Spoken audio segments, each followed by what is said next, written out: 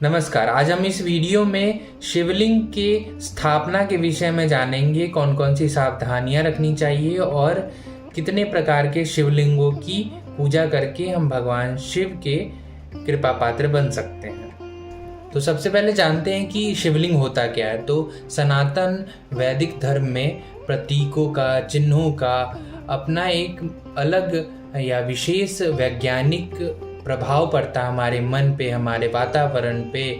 तो भगवान शिव की पूजा शिवलिंग के माध्यम से की जाती है। यह पुरुष और प्रकृति के मिलन का प्रतीक होता है।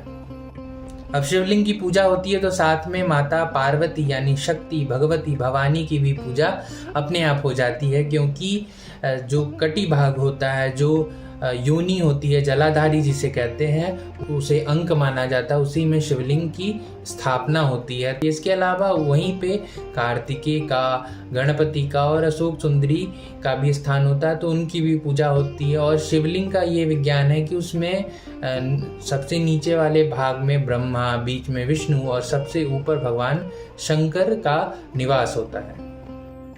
अब शिवलिंग होते हैं दो प्रकार के स्थापना की दृष्टि से। एक होती है चल प्रतिमा, एक होती है अचल प्रतिमा।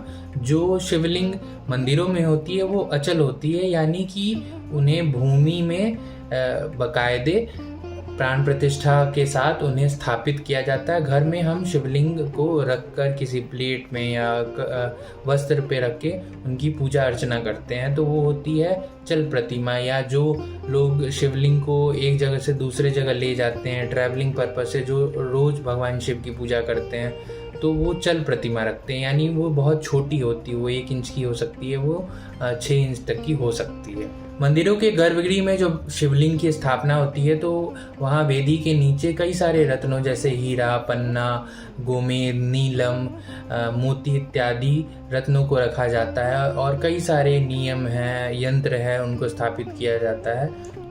मंदिर हो या घर, अगर हम शिवलिंग की स्थापना कर रहे हैं तो हमें ये ध्यान रखना चाहिए कि जो जलाधारी है और जो शिवलिंग है वो दोनों एक ही द्रव्य से बने हो, या तो दोनों मेटल के हो, या तो दोनों पत्थर के हो, या तो दोनों काष्ठ के हो, या दोनों मृतिका के बने हो। केवल एक बाणलिंग यानी कि नर्मदेश्वर शिवलिंग के लिए ये छूट है कि आप नर्मदेश्वर शिवलिंग के साथ किसी भी धातु या किसी भी पत्थर की जलाधारी रख सकते हैं। अचल यानी कि स्थूल जो शिवलिंग होते हैं उनके लिए नियम है कि जो स्थापना जो कर रहे हैं, प्राण प्रतिष्ठा कर रहे हैं, उनके 12 उंगुल से बड़ा शिवलिंग हो, उससे छोटा शिवलिंग बिल्कुल ना हो। अब जानते हैं कि पत्थरों और मेटल के अलावा हम किन किन धातुओं और किन किन द्रव्यों से बने शिवलिंग की पूजा कर सकते हैं, उनका रुद्राभिषेक कर सकते हैं। तो सबसे पहला है मिट्टी से बना हुआ, यानी पार्थिव शिवलिंग की पूजा श्रेष्ठ मानी जाती है। इसके अलावा हम